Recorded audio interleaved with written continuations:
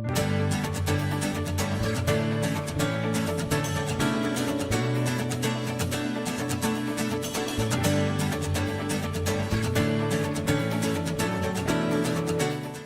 niyo po, nung ang Panginoong Hesus ay bumaba sa lupa, na siya po ay nangangaral, merong isang binatang mayaman.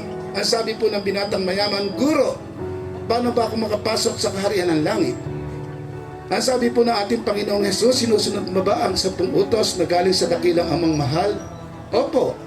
Kung gayon, ibenta mo ang iyong ari-arian at ang iyong yaman ay ipagkaloob mo sa may hirap.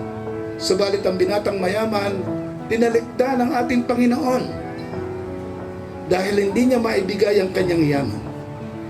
Lubha pong napakahirap ibigay ang iyong yaman, ang iyong pinaghirapan ng matagal na panahon.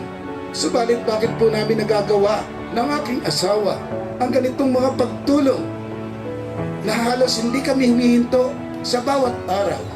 At bakit din po namin nagagawang mag-asawa na sa kabila ng ganda ng aming buhay, payapa at maligayang pamilya, na kami ay papasok sa magulong buhay sa politika? Alam niyo po kung bakit?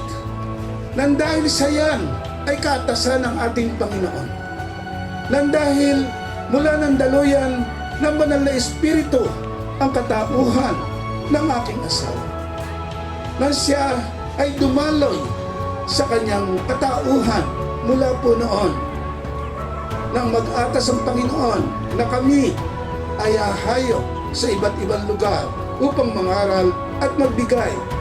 Mula po noon ay nawala na ng saysay, kabuluhan ang yaman sa amin kung hindi ang makatalima sa ating Panginoon.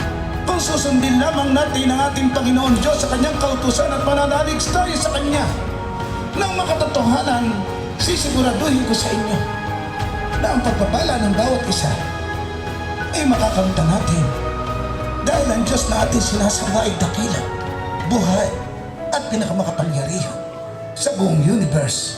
Purihin natin, palakpakan ang ating Panginoon Diyos.